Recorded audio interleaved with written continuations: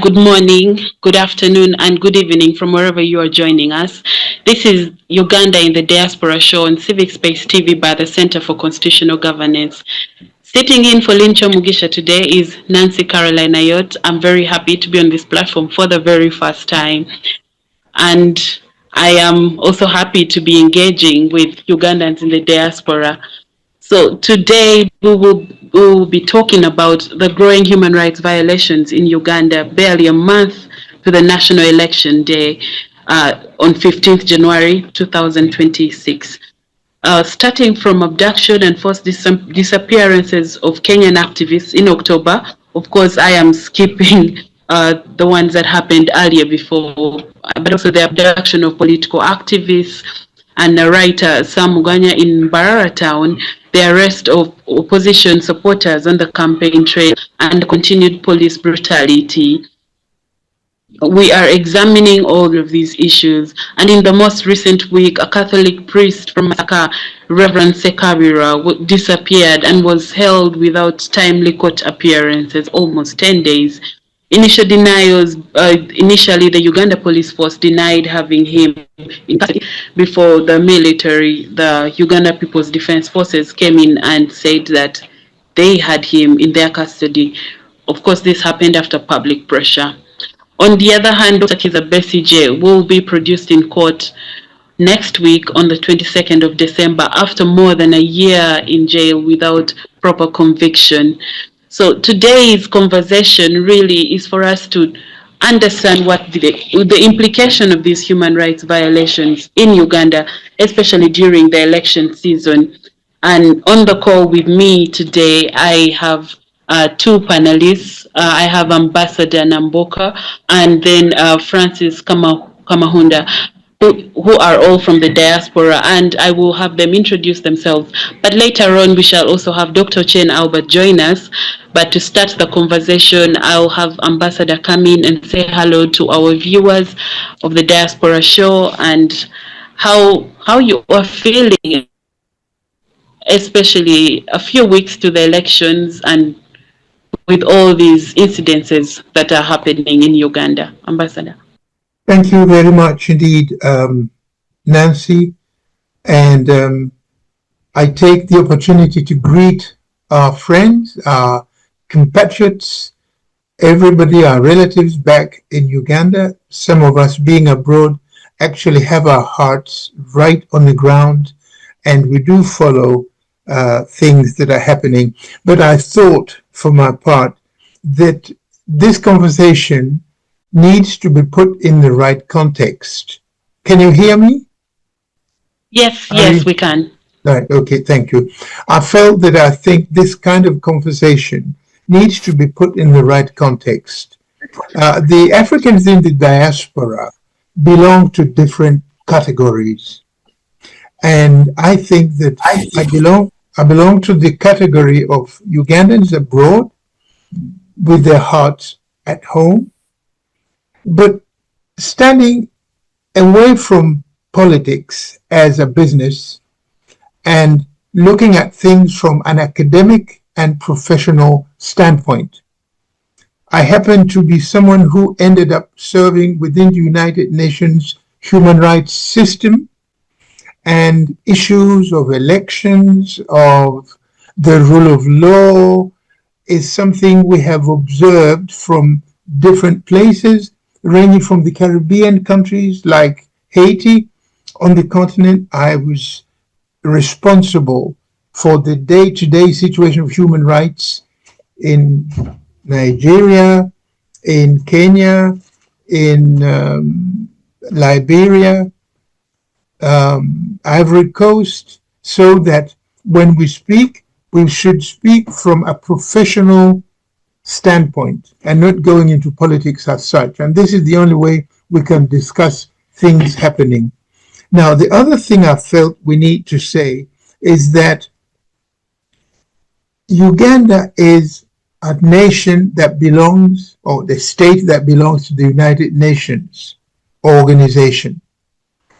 And Uganda has a constitution. I happen to be a student of governance, political science, how nations are run, how political leaders relate with the people that choose them, elect them, on the basis of what national constitution says.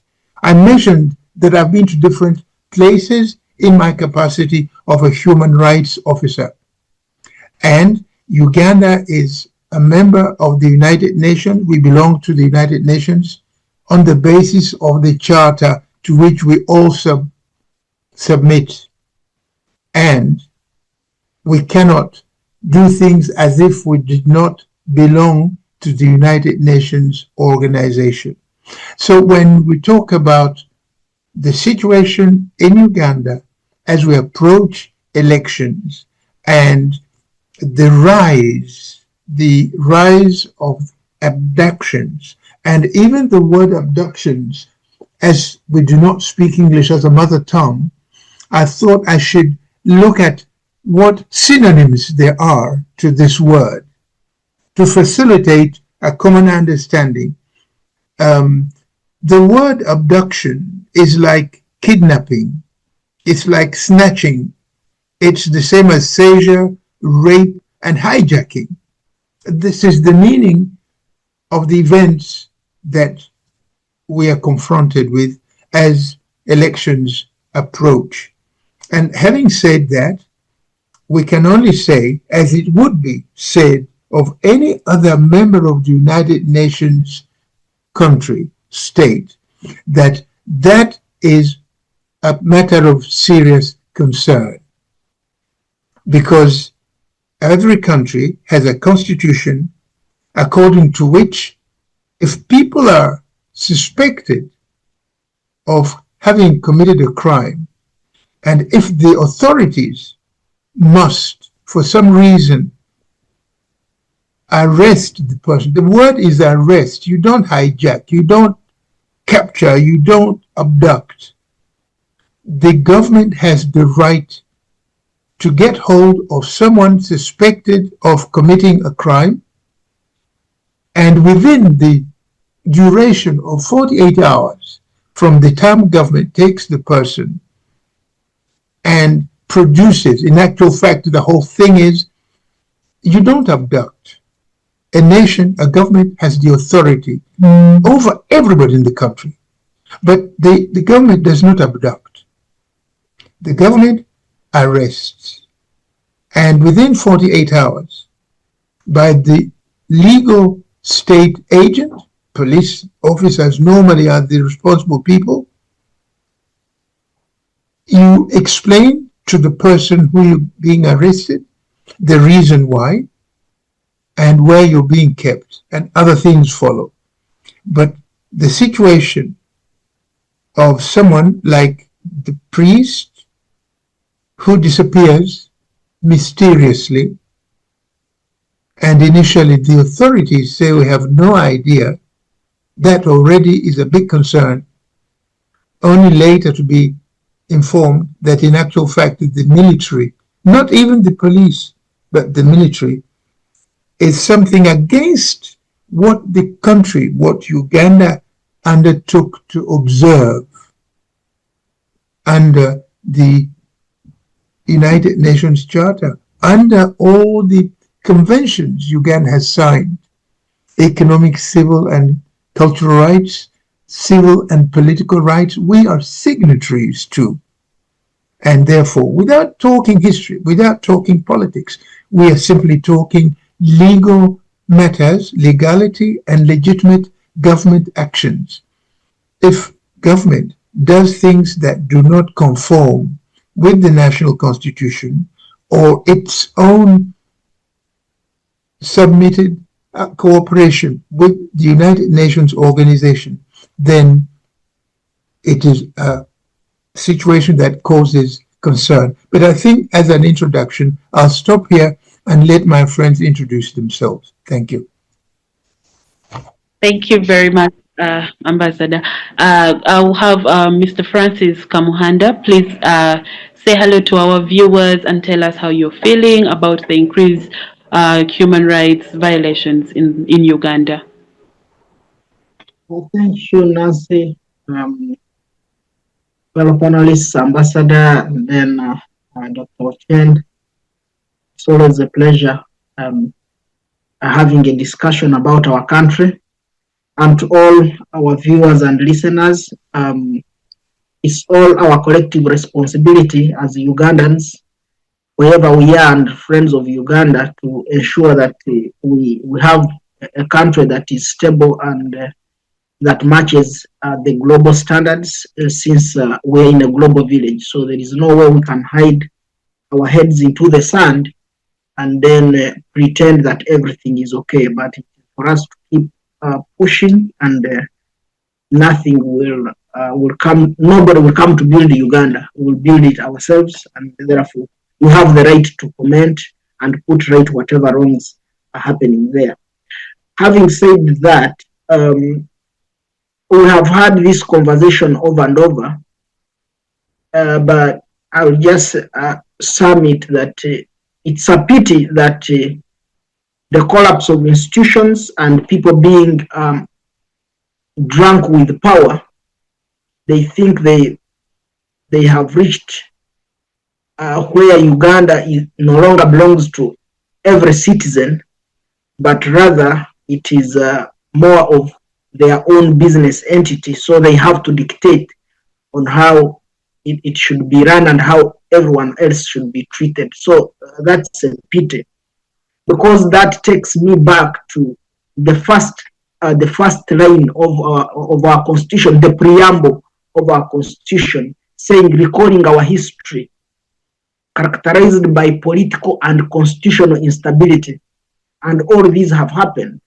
So that's the basis where what Ambassador has talked about, all these fundamental, internationally accepted standards that we have signed, or charters, we are abrogating them. Because politically, I would say we are unstable. Because if you can't allow people to change leadership freely, or people to elect the people they need to lead them, so that in itself is political instability. Political instability doesn't only mean that when there is war or people have risen in arms. No, even whatever is taking place. Why do you beat a person campaigning, for example? Why do you rig elections? Why do you do vote bribery, and so on and so forth? So all these amount to political instability. Then when I look at the constitutional instability, you have seen how many times our constitution has been amended. It's not a wrong idea to amend a constitution, but it is wrong when you amend, you skew the amendment towards favoring self-ambitions or selfishness motives. So that's where I do not accept. And then finally, with all these abductions, we have always said that the government or NRM, what it has done has failed. There is no institution of government that is functioning, because if the institutions of government were functioning, each one has its designated duties or mandate that they would be carrying out. But now you don't know whether the CDF is the chairperson electoral commission, because he gives directives in that direction, and so on and so forth. So I think it is a pity, but we need to continue having a conversation. And it is also important that those who claim to be in government should think beyond being in government now. Thank you. Thank you so much. And on the call, we also have Dr. Ochen Albert join us. Thank you so much for joining us, Dr. Ochen. Before you joined us, we were just giving our introductions to our feeling towards the continuous human rights violations in Uganda.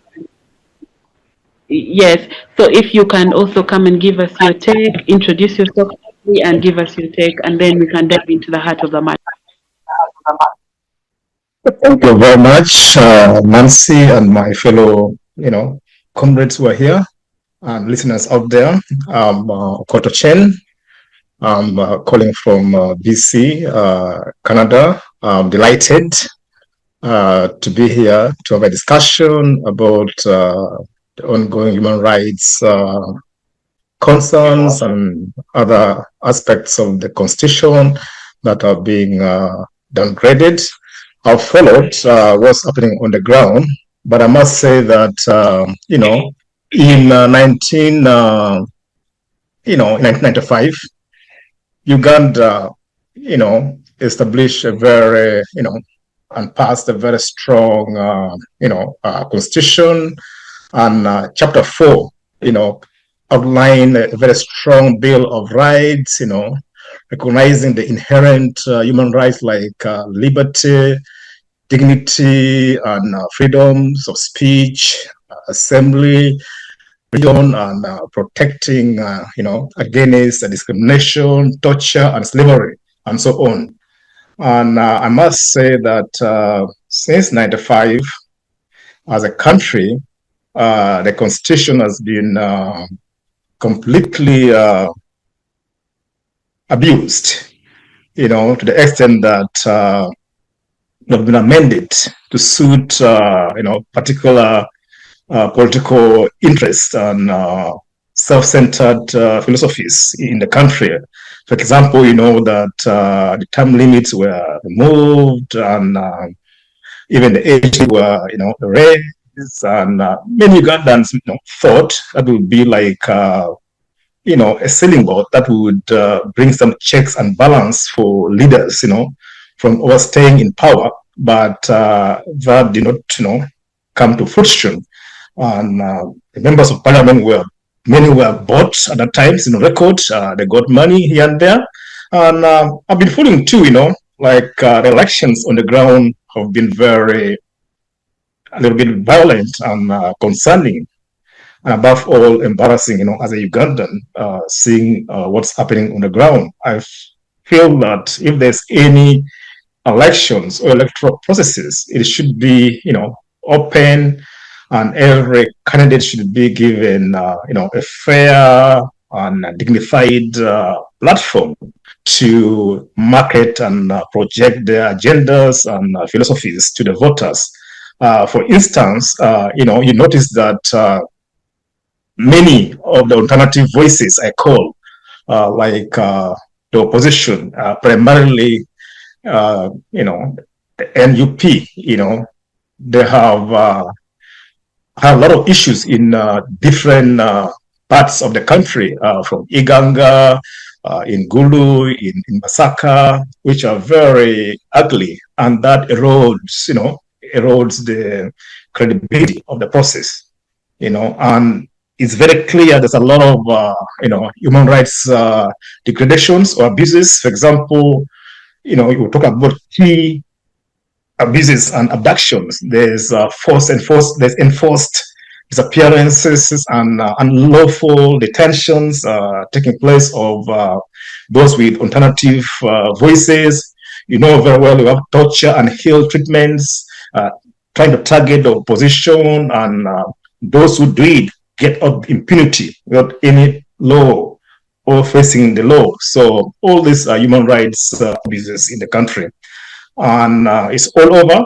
And I'm worried that the present government in power in 1980-81 went to the bush, claiming, that, elections were rigged, and in facing that time, the current head of state was the vice chair of the military commission. He organized the election where he said it was rigged and was biased and violent. And again, we are seeing the same kind of human rights, abuses and abductions of opponents and citizens, which is very, very, very concerning. My appeal is that when we approach this, we must approach as, compatriots who appreciate and adore the countries. We must try to, respectfully correct some of these issues here. Yeah, and they can be done.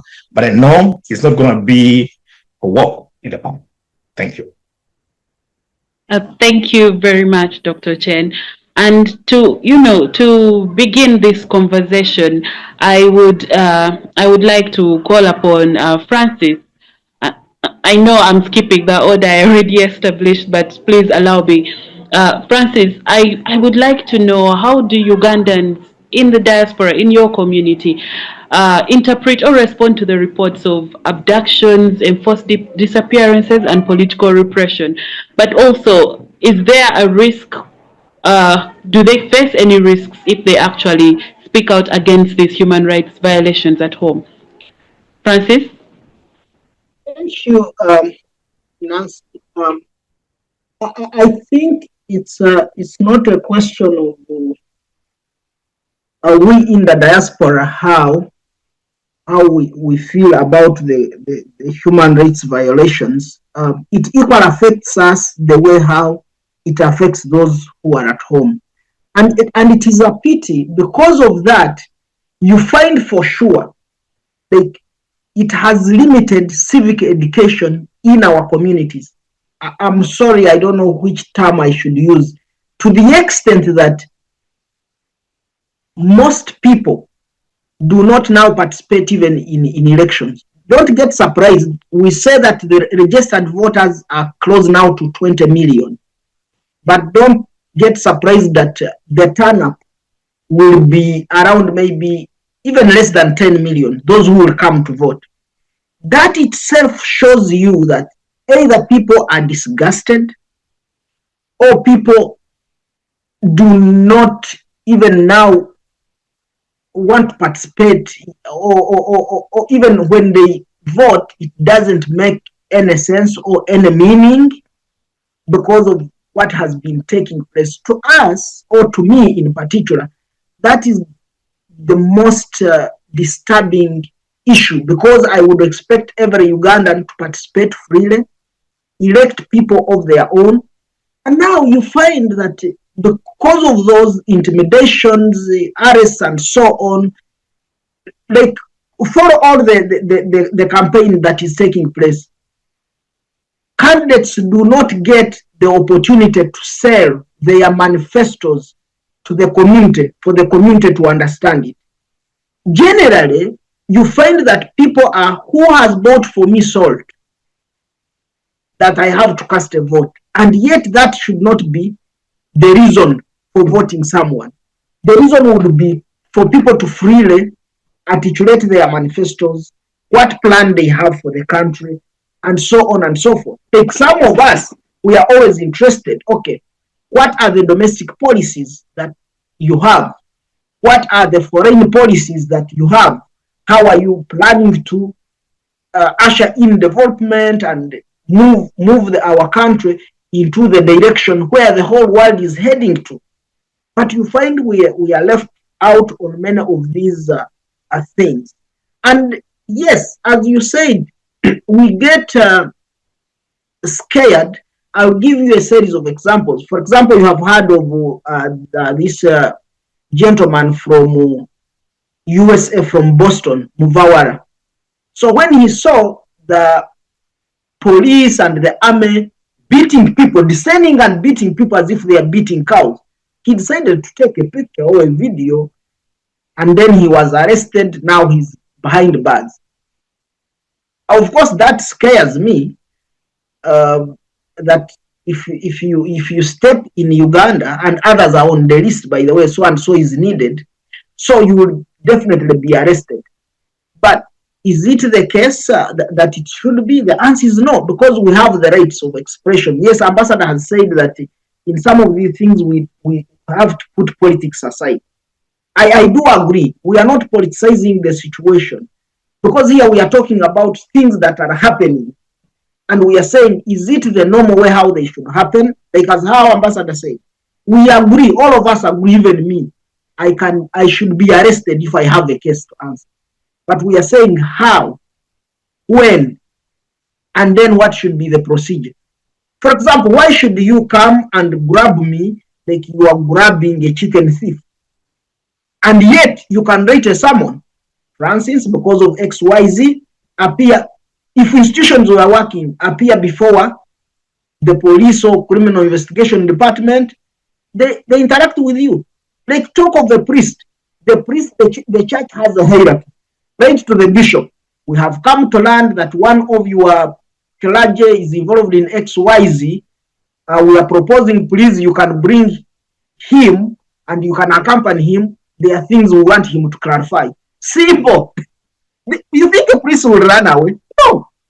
The bishop will say, oh, so and so, come. There is this issue that we have to sort out. They will bring him.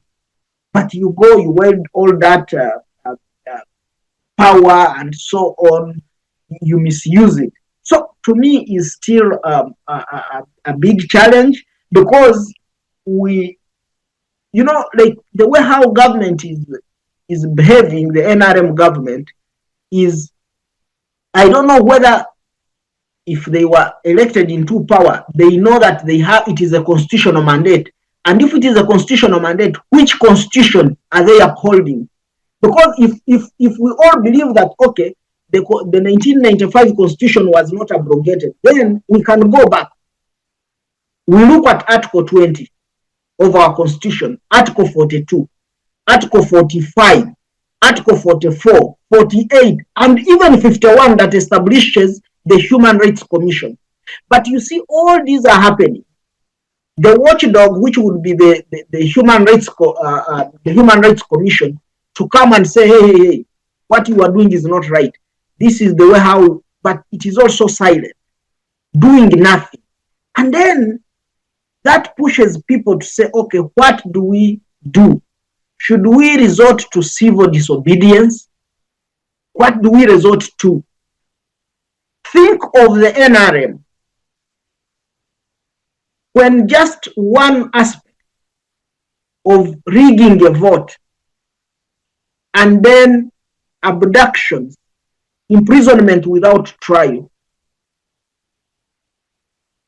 Museveni and his colleagues decided to say, no, we have to change this.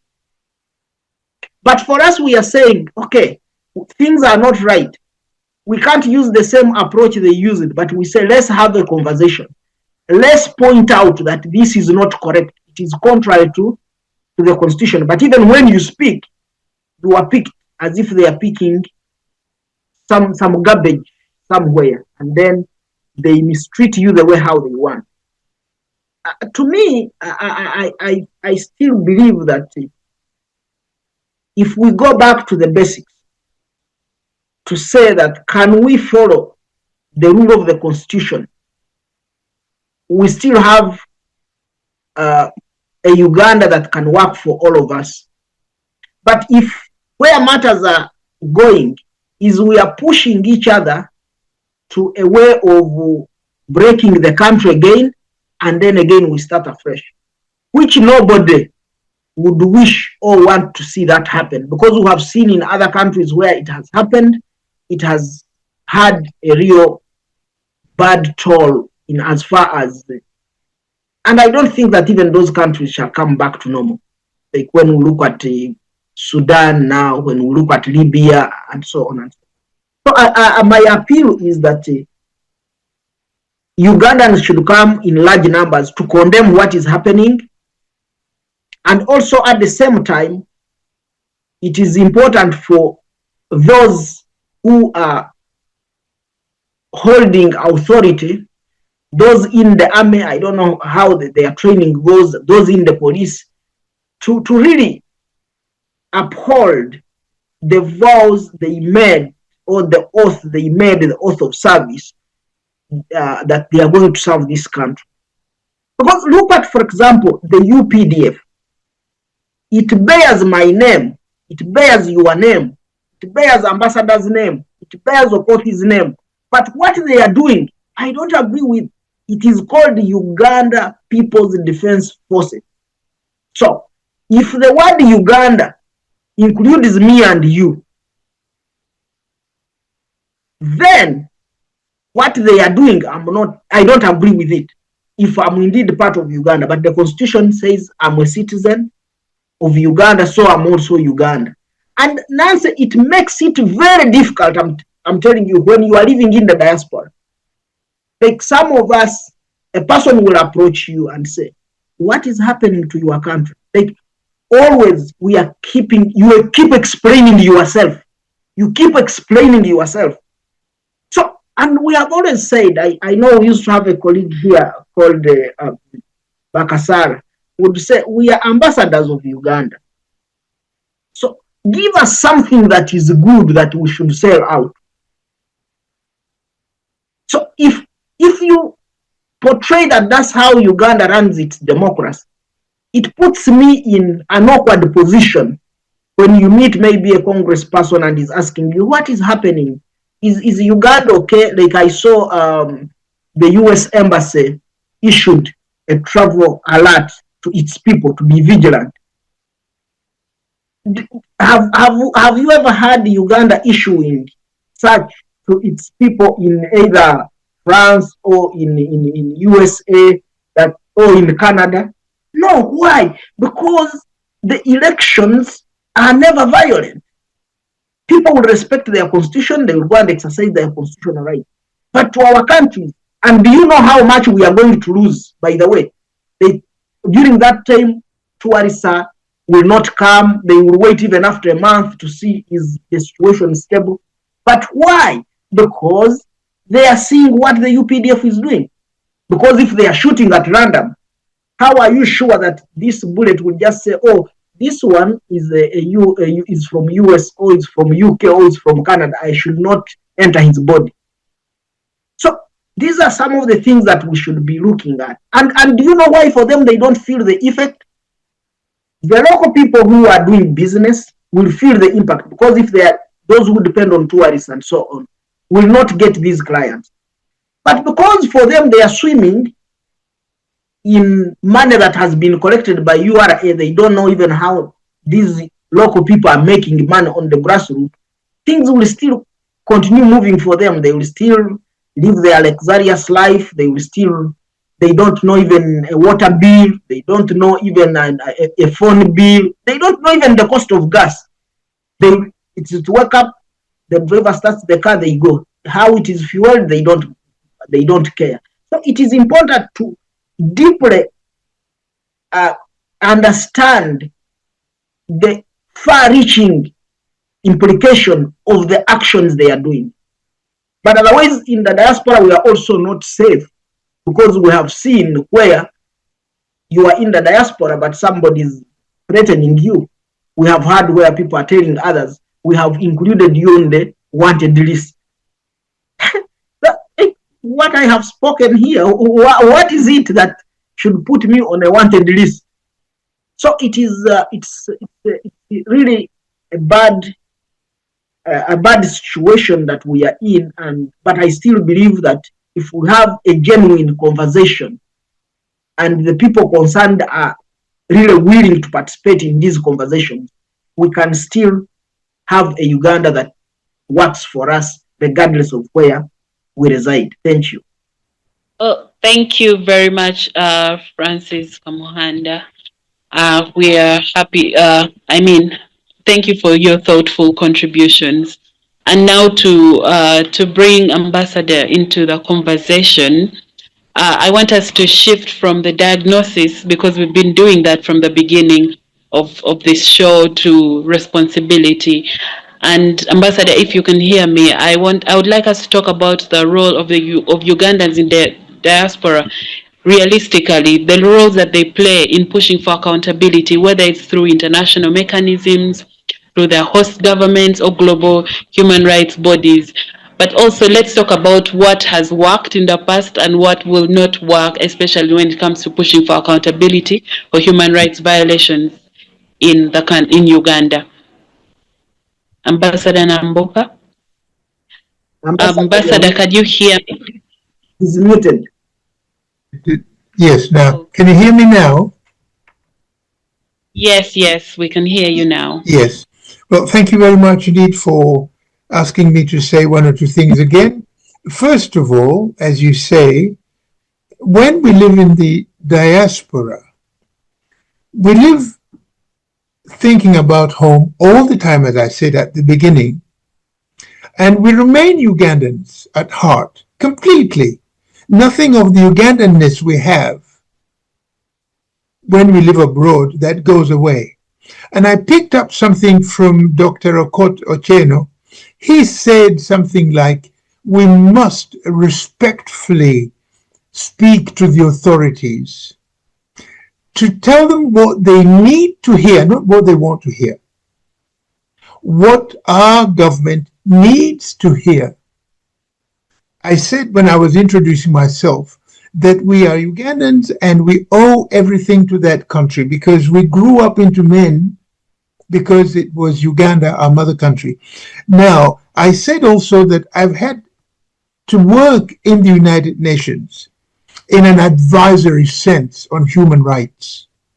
And we did advise governments and we were listened to. And so, respectfully, we want to use this platform to let our leaders back home, particularly those in power, to remember that it's not us damaging the image of our country. It's the actions, and today we have a level of technological sophistication. We've got multimedia, we've got social media, and these things are seen by the world live. And where we are, we cannot pretend it doesn't affect us. When you see the people who wear uniform running vehicles over somebody or some police officer tear gassing innocent civilians around, you see, it cannot leave you indifferent. And we want our leaders back home to know that those actions, what is said back home in Uganda at the present time against the fact that Uganda has been a fantastic example. When President Museveni took power, the world was up celebrating that this is an educated gentleman, very balanced, and for about 10 years, we had ourselves proudly saying, there you go, that's a Uganda. And he himself said, people who don't know Africa's problem are people who stay in power without wanting to leave. The president said it.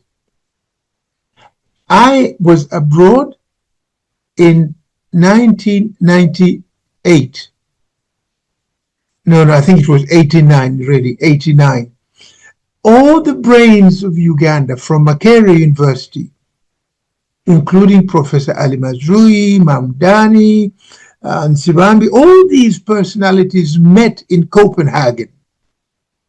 But because I had been a boy, Ali Mazrui knew to be a friend, right from King's College, Buddha, when I was a young boy. He had followed me throughout the career. And when Ugandans came to Copenhagen to plan how to support President Museveni, make Uganda the Singapore of Africa, I was there. I had nothing to say, but I was following. That euphoria, that happiness is going away now.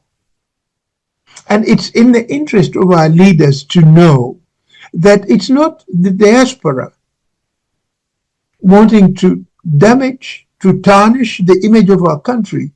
In fact, this platform enables us to say, respectfully again, as Dr. Okot Ochen has said, we beg the government to remember what they undertook, what they took the oath to respect.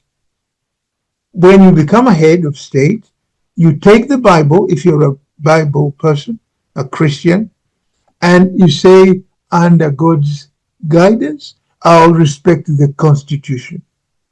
And the people in your country who are being under harassment or who are being imprisoned, actually, it's abducted. The word is abduction, kidnapping.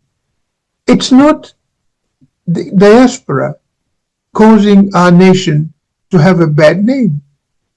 It's bad if we keep quiet. And so we've come to this kind of platform as Ugandans in the diaspora for the sake of our common good as Uganda respectively to say to those in authority, get round, go back to the Constitution, respect the law, prevent those who act in the name of the state. A police officer in uniform taking a cane and beating somebody. We saw a person being beaten and falling onto the ground with someone in uniform. A thing like that is what we have a duty to tell our government. If the government doesn't know, these things are coming to the world. That's one thing. The other thing I wanted to say is that when we live abroad, we do not have any threat.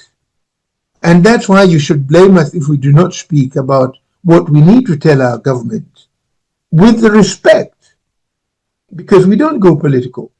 We had very good education as Ugandan boys. Some of us even served in the government as civil servants.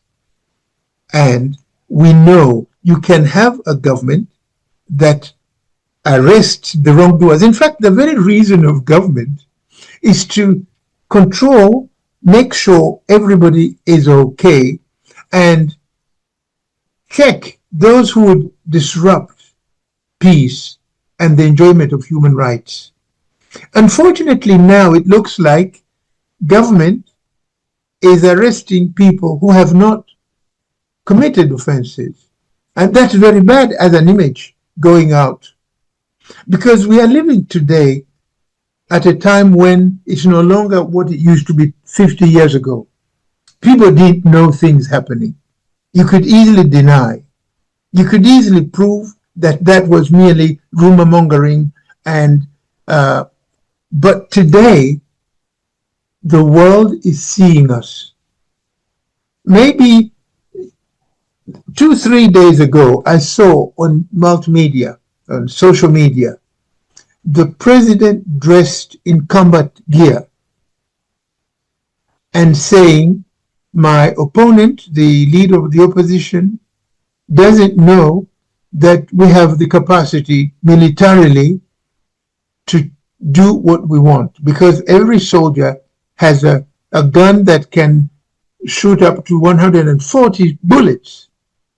Now, when things like this, because we're not home, but social media is carrying this kind of information, if it is a political campaign and everybody is supposed to peacefully say things out, and it's a civilian exercise of a constitutional entitlements, that kind of thing is a pity.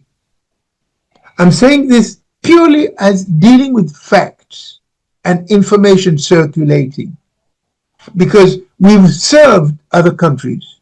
When I left my own country's civil service, I happened to join the United Nations. So I was an advisor on issues of human rights to Arab Moi in Kenya. I ended up as an advisor to Laurent Gbagbo in Ivory Coast. For 6 years, I was in Liberia, and the first African woman president, Helen Johnson Sirleaf, we advised her. We've advised people like General Abdul Salama Abubakar of Nigeria, who succeeded Sani Abacha. We have advised, and I don't see why we cannot advise our own leaders. If we are seen as being against the regime, it is a misconception. We have a duty to be of service to our own people. And so, respectfully, again, I just go back to that. Now, Francis Kamhanda said something very important also. He said, the government has the right constitutional duty to arrest somebody who may be suspected of wrongdoing. But the Constitution and the laws actually provides the protocol of dealing with someone who is suspected of doing something wrong. And you can try somebody up to having him judged and hanged. I wonder whether Uganda has abolished now the death penalty. But what is not happening is following that. Uganda had the best on the continent, the best human rights commission under Margaret Sekaja. I was in the office of the High Commissioner for Human Rights myself in Geneva, and we helped President Kagame set up the Rwanda National Human Rights Commission. I was party to setting up the Kenya National Human Rights Commission. I worked in Nigeria and I worked in Liberia. So we respectfully speak to authority, but we tell our authorities respectfully what they need to know, as opposed to people who only want to tell them what they want to hear, because very often they do more harm than a distant advisor who honestly comes and says that. So, Francis, you said our institution of the Human Rights Commission seems to remain silent. They should be advising government relentlessly. That's the role. We in the diaspora, I happen to be in diaspora, but I had gone through this advisory role to prevent. And when people don't listen, again, I think it was what Francis said, you end up with a situation like the South Sudan now. You end up with situations like, Sudan and Ivory Coast. And that's not. In Liberia, they had 14 years of civil war because of what Taylor had done, not listening to the population, and the civil war erupted. So we come to our own country because we cannot be satisfied to be abroad. We actually want to be home. There may be reasons, children and whatnot, but really we want our country, if it comes to elections, to be done according to what Uganda authorities undertook to respect as part of the United Nations system. And as the Ugandan National Constitution of 1995 provides, if government is not going by those norms, we fear that we might run into what happened that resulted in things like the 1994 Rwanda genocide. That's what happens when people just abandon the constitution, the laws. So the rule of law, for me, is the key word here. And it isn't too late. Against what the NRA brought as was it the 12 or 10 points? Let's just go back to them. That is something that is a guideline. Let's just go back to why did the NRM fight? And when those are remembered, there should be no problem for Uganda.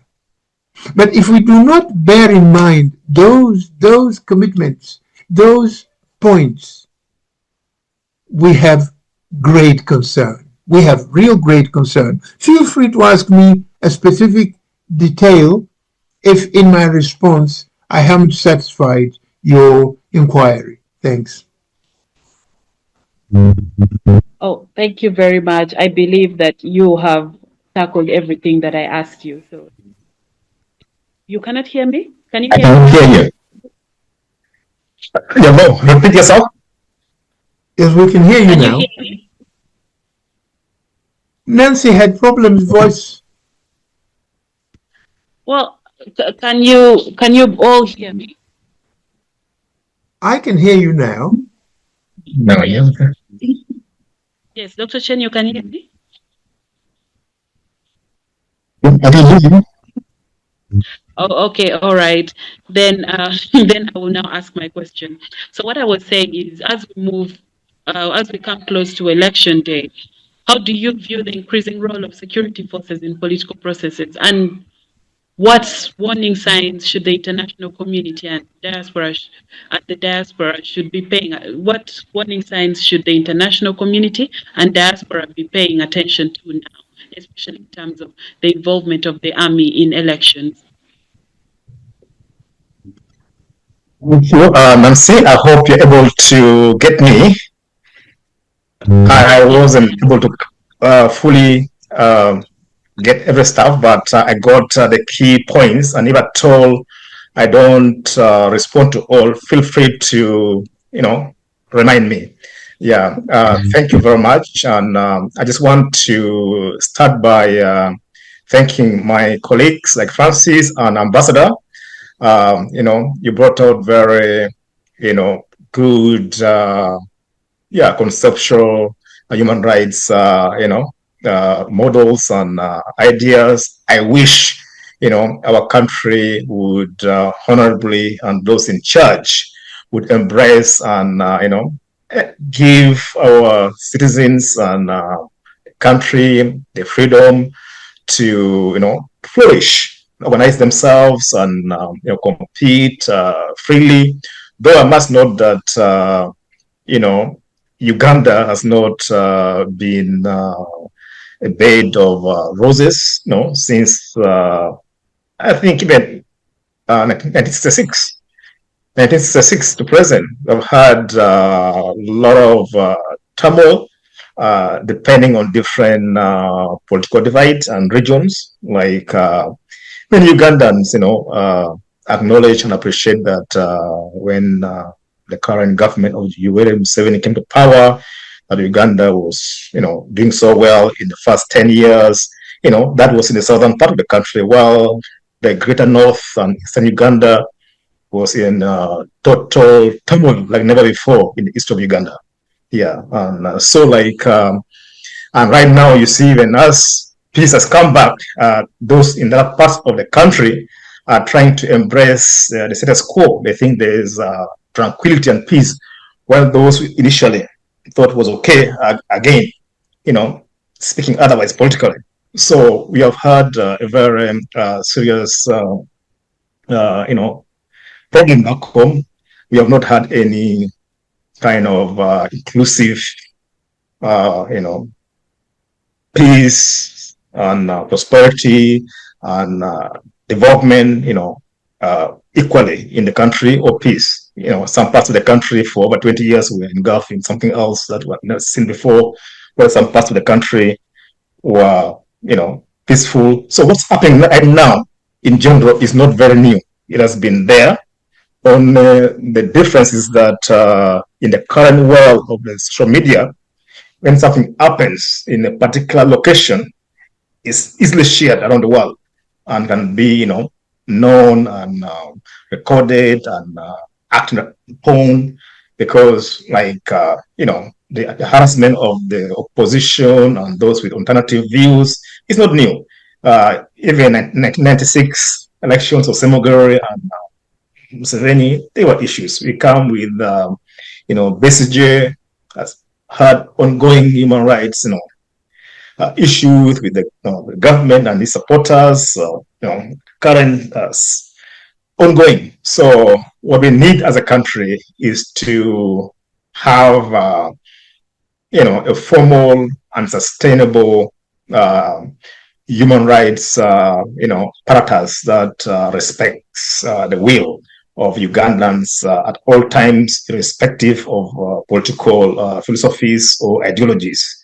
And that has been lacking. Now, as the diasporas, Nancy, what we have to, pay attention to is the way, the process is ongoing. Because an election is not an event, an election is a process.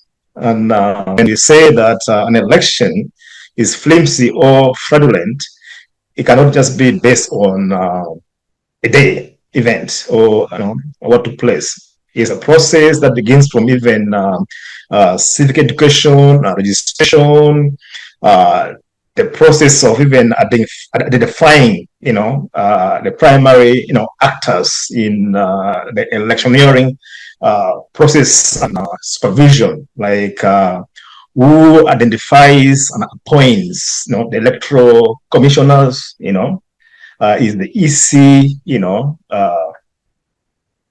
impartial in this place? Are the EC doing their job, or they are mere of bystanders? Does the EC have the constitutional teeth or tooth to bite when some private actors in the race are, creating, human rights nuances within the country?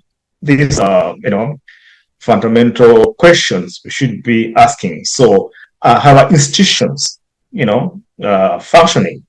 So, as those in the diaspora who have been exposed and maybe lived and worked and studied and in different parts of the world, if we compare and contrast from where we are back home, is that the most acceptable standard and model for electoral management and process? Yeah, that's a question that every Ugandan will have to debate and have an answer.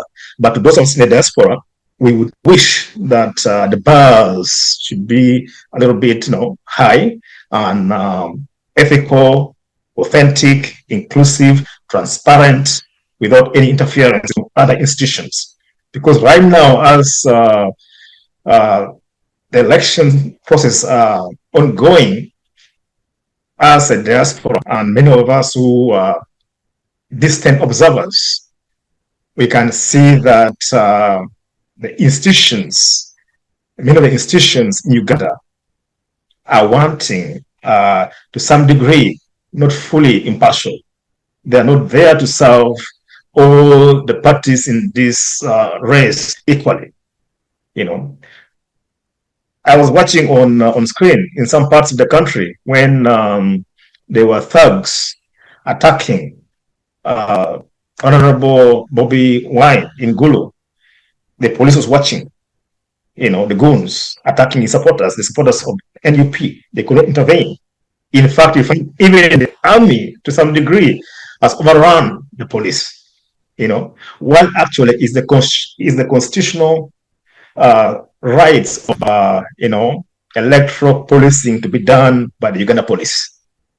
But you find right now the army has come in. The role of the army in the Ugandan constitution is very clear.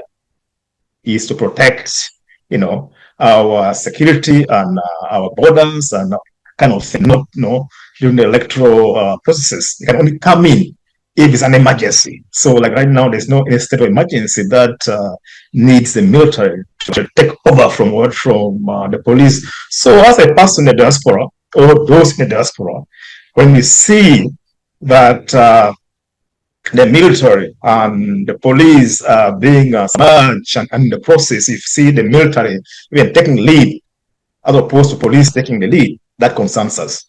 That already even erodes, the credibility of the process, or raises questions about the process. I've seen in many countries whereby you don't even see the army on the street during elections. Most countries that in the civil and functional democracies, you don't see even the army on the street when the elections. You might even see the police times. So, if at all there are some concerns and issues, I would, as a diaspora person, want to see that the police should be empowered to do their job, and the army should remain in the barracks, as opposed to taking over the roles of of the police. And secondly, about electoral management too and process. There are already been concerns about the way the EC, commissioners were appointed is not that inclusive.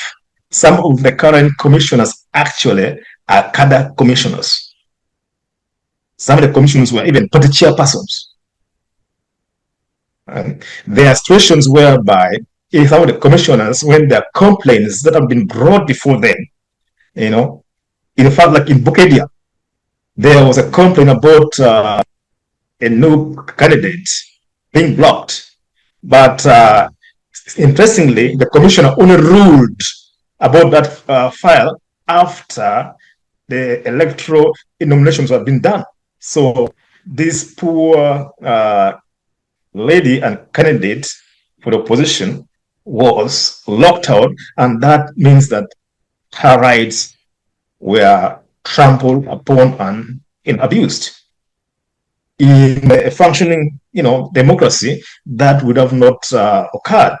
And if I see here, the commission again has no power to sometimes at first or intentionally does the opposite just to meet the interests and desires of certain stakeholders somewhere. So that's the problem. So the electoral process and management concerns us too, as those diaspora. The peace and security of the rest of our fellow compatriots back home also concerns us. An election should not be a time where people suffer or where people are being tortured. It should be a period where Ugandans should be able to sit and listen to different, policies and programs and philosophies of different candidates, and let the candidates, make their choices from there. But I find sometimes, some of the political stakeholders in this, process, in this race, are even not fully accepted or allowed to hold rallies. Sometimes the rallies are interfered with. These are all, human rights, degradations, and this compromises, the constitutional frameworks, like the inherent rights, Article 20, that states that the fundamental rights and inherent are not granted by the state, holding all organs responsible for the upholding of them. Their work is just to facilitate and protect, not to trample upon. There are other rights that inherent that you can,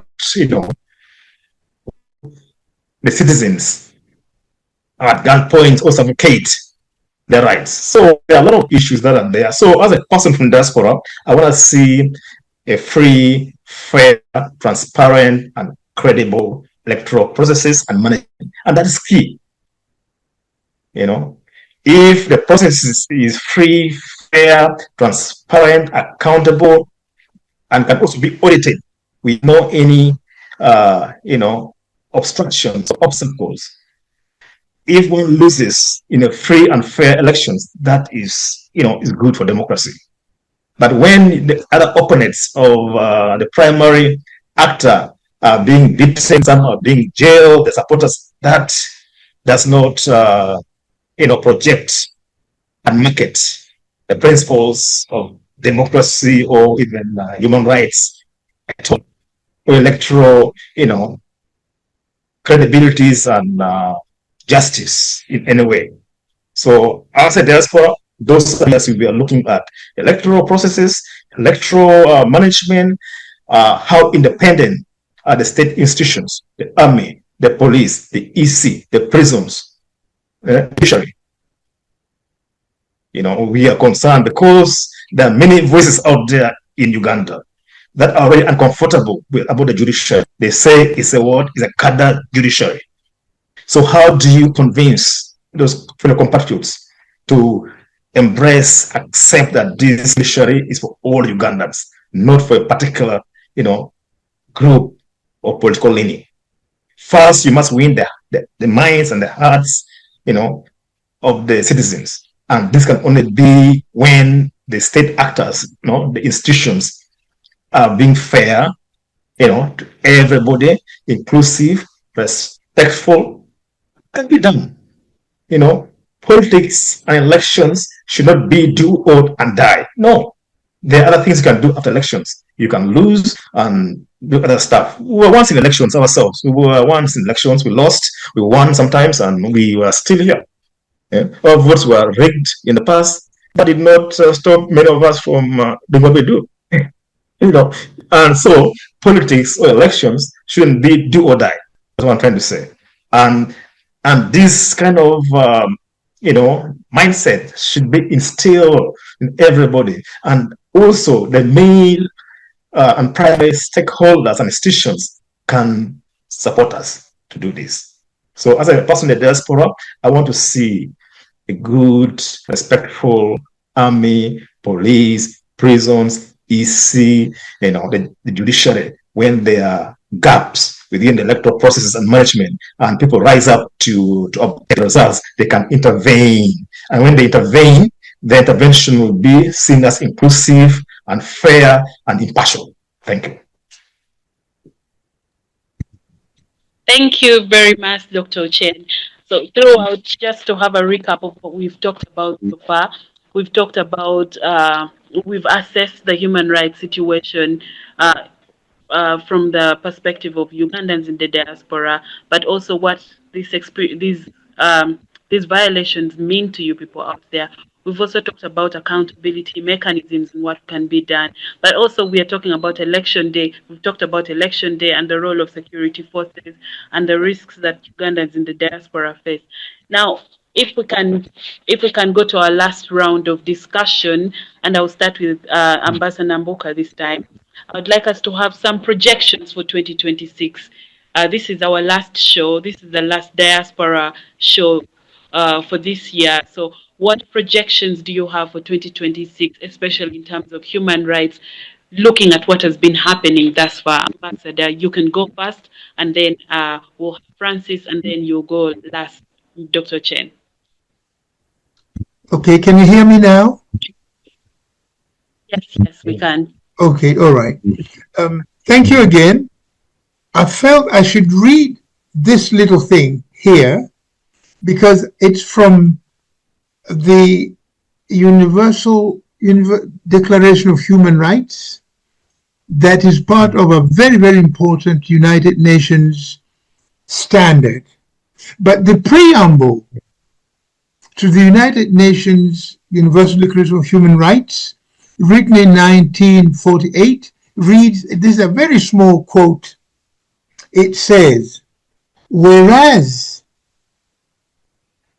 it is essential, if man is not to have recourse as the last resort to rebellion against tyranny and oppression, that human rights should be respected by the rule of law. That, for someone who has had to work within the United Nations system and to promote peace and stability in countries, I think we remind our leaders that men, before we existed, in 1948, wrote this paragraph in the preamble to the Universal Declaration of Human Rights. Ugandans are just part of humanity today. Now, what we've been saying, if you want me to say what is my projection to the elections, Dr. Okot Ochen said that elections are a process. Right from the campaign, right from the nominations, going down to the day people go to vote. If in the past we have not respected people's rights against what we undertook to do, the warning the people who wrote 1948 said, I just read it again, it's not my word. It says, whereas it is essential if man is not to have recourse as the last resort to rebellion against tyranny and oppression, that human rights should be respected by the rule of law. If you take that, I'm not using my own words this time, we are worried when the ground for campaigning is not level.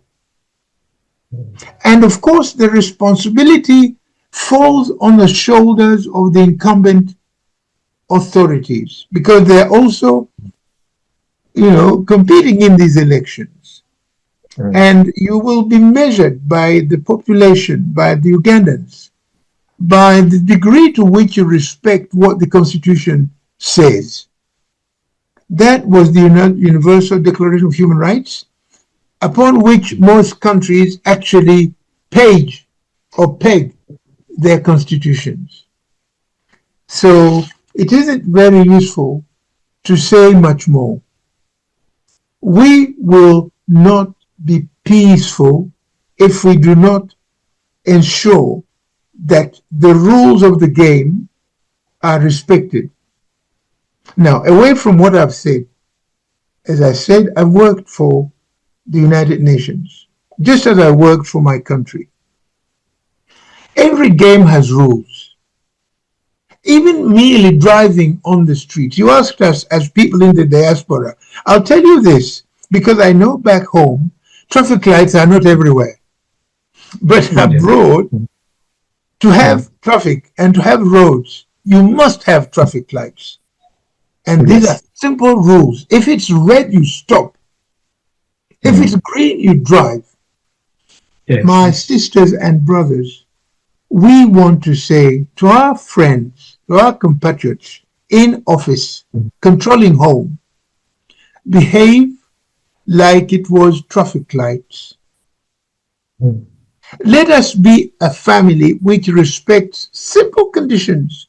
Even the mere Bible had 10 commandments. Don't steal.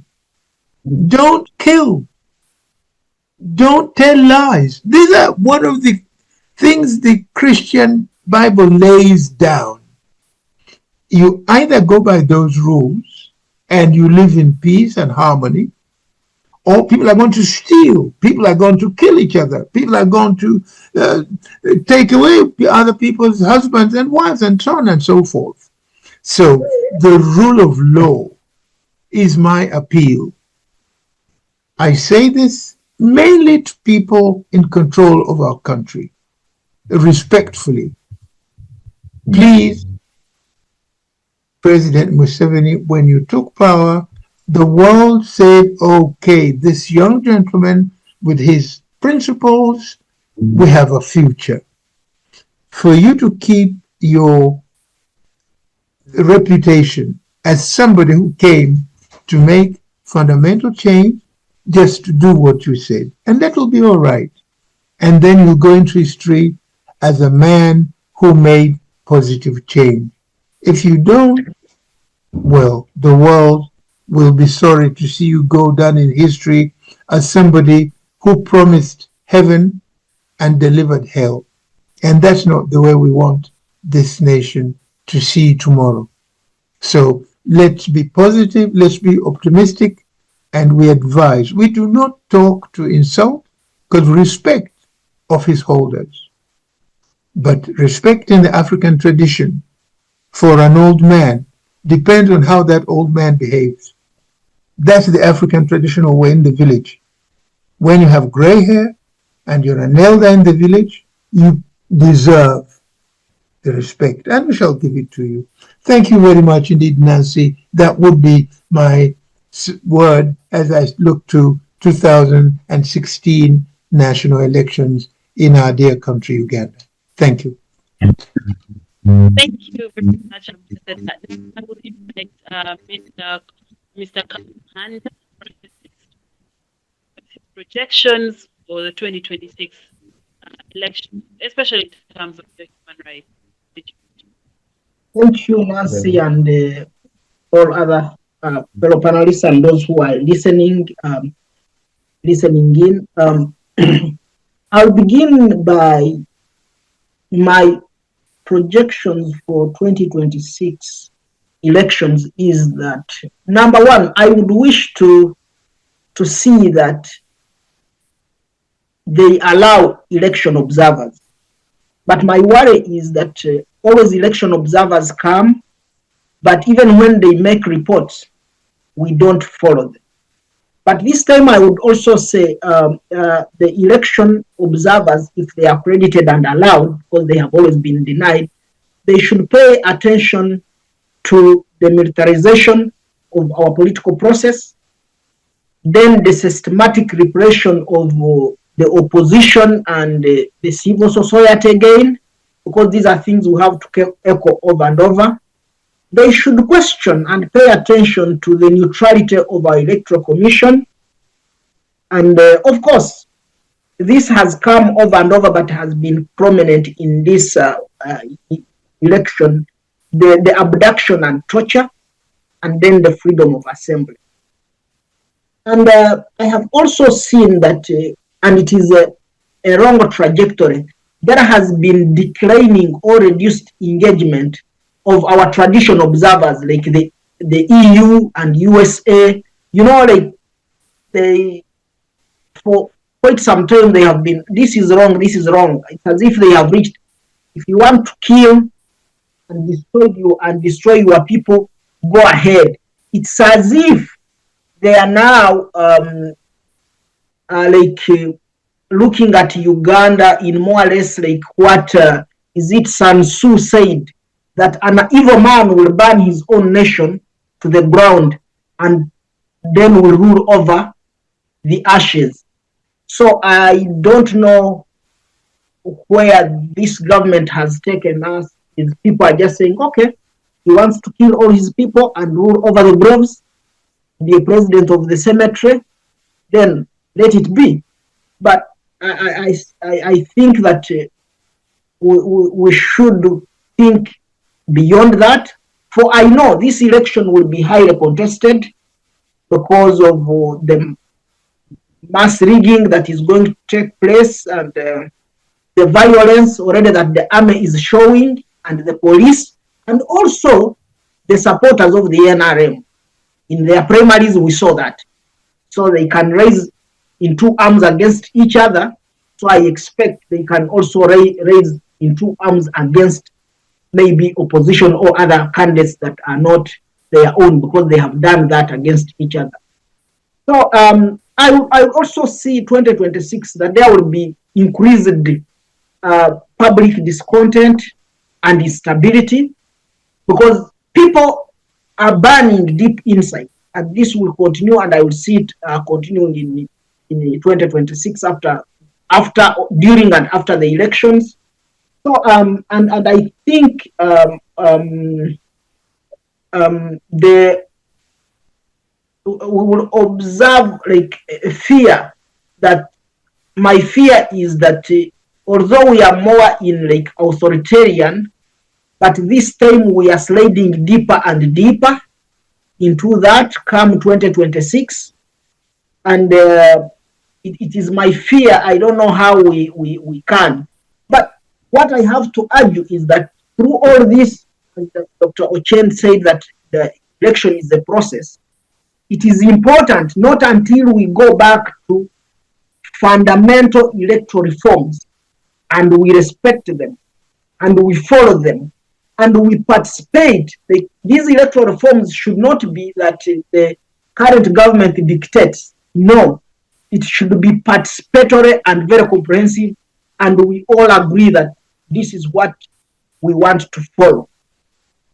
And once we do that, then we will have, I believe, we will have a country that is more stable, a country that works for everyone.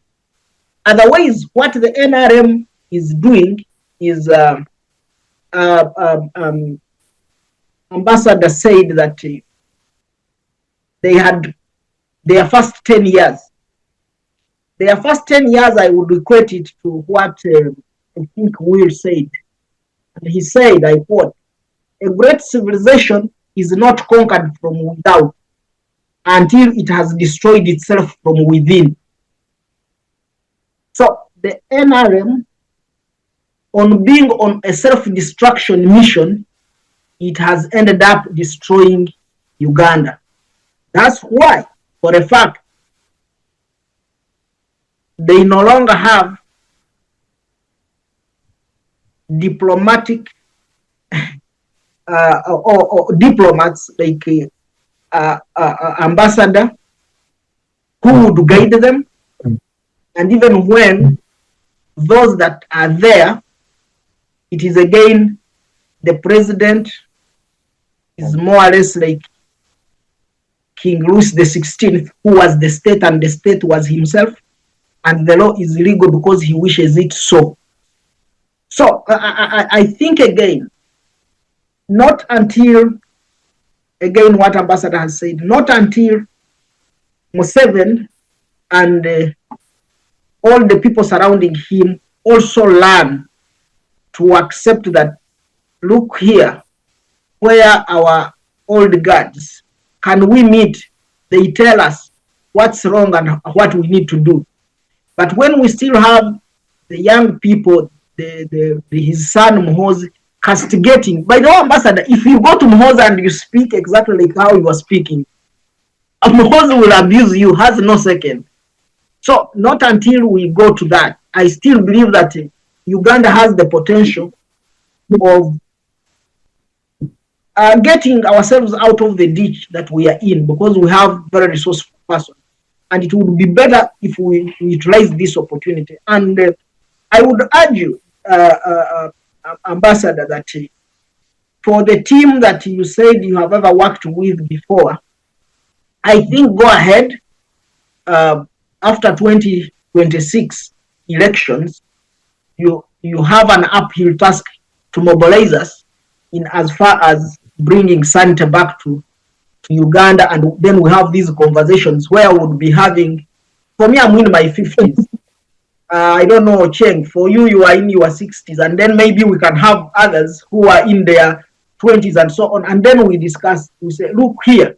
But otherwise, we are going to give, you are passing, I don't know how I can even call it, a Uganda that is disoriented, a Uganda that is distorted, a Uganda that has no shape to either your grandchildren or to us, your sons.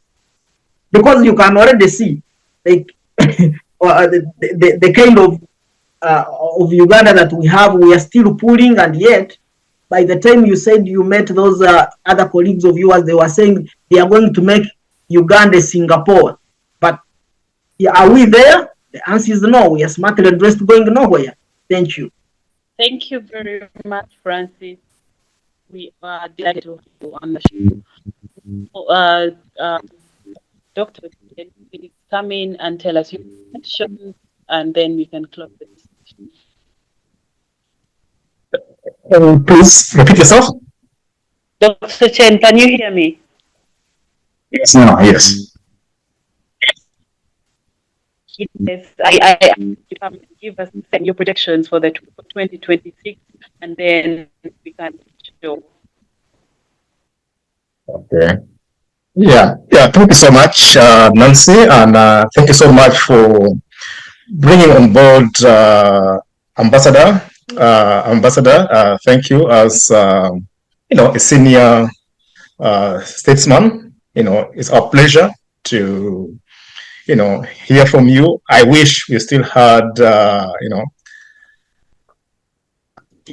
few diplomats of your caliber. Thank you so much. What you are saying here, I wish they would be embraced, from the optical, aspect of things as you are presented. Uganda would be, a Singapore, indeed. But I think we'll miss that opportunity for now. Though I must say that despite all of these orientations that we are going through, I still have hope in our, on our constitution, our 1995 constitution, came up with very central and primary chapters, or even human rights guarantees. Things like fundamental freedoms. I already mentioned about that, such as freedom of speech, expression, the press, the conscious belief, etc. We have protection from abuse. So our citizens should not be, subjected to torture, any cruel, inhumane treatment, slavery, and so on. Then the aspects of equality and non-discrimination, the legal and civic rights, the social and economic, rights. So I think I still have hope if our fellow compatriots who are in charge of the country and the other institutions can still, reflect and try to align their thinking and actions and activities, the key human rights guarantees framework. And having said that, my projection and prediction about 2026, especially the 15th of January, I've maintained over and over on many platforms that, personally, I don't have faith in the process. And I wish the money that has been injected, in all this process would have been maybe, turned and directed to transform our, wanting health sectors, other infrastructure, the schools, because this is completely wastage of time. The results are clear. We shall know who will be the winner of, one doesn't need to be a scientist to understand this. The grounds are not leveled, when others are playing freely, others, their hands are tied behind and being stepped on, you cannot attain or, achieve any kind of, credible, free and fair elections. So my prediction is that my assumptions and position that the results are obvious will be confirmed on the 15th of January. And as I said, at the top, there is no any serious, competition. At the bottom, we'll compete for the LC positions, MPs. Yeah, there will be some competition. And again, those within the state apparatus or within the ruling party will have a more advantage. They will have the resources to buy the voters, to bribe the voters, to gain and beat and manipulate the results. That is there. And that will happen. That those who have the, some of the subjective institutions like the military will come in play, I know. And that's my prediction. Will come to pass. I know that will happen. And I know that, the opposition, of course, and other alternative, transformative seeking citizens might make all kinds of noise and, run to other international bodies, the Human Rights Watch, the international, the ICC, the UN, they will not mind about that, the status quo. And they will invite, I know, their allies from the East African Cooperation, the AU, to come and, observe and monitor the elections, and they will write the reports. And I know there will be, critical voices from some few cities like London, maybe Washington, and, Toronto. But at Ottawa, at the end of it, they will not mind. They will push ahead, and later on, I must say that His Excellency John Museveni is a gifted and talented also politician. He's good. He's a good lobbyist. He will make mistakes, then will send his lobbyists to go and clear the space later in national setting. So again, we shall wait for another 5 years. So my prediction is that the results are predetermined, and there will be, those with money will buy voters. Those with the military backing will have their ballots, manipulated here and there and announced. And the judiciary will not do much. If they go to the judiciary, the cases will be prolonged for years and years. It will be maybe 4 years, then they will make the ruling. That's there. And that's the sad piece. But my appeal to my fellow compatriots that despite all these challenges, you're already registered, you're already in a process, take part, and even if a handful of you with alternative voices are elected, take your seats in the House and try and make your voices, known and make your contributions documented for the future records and for the future generations to look at that these folks were few, but they had kind of foreseen this and they made it clear, though they were outnumbered. That is okay for president.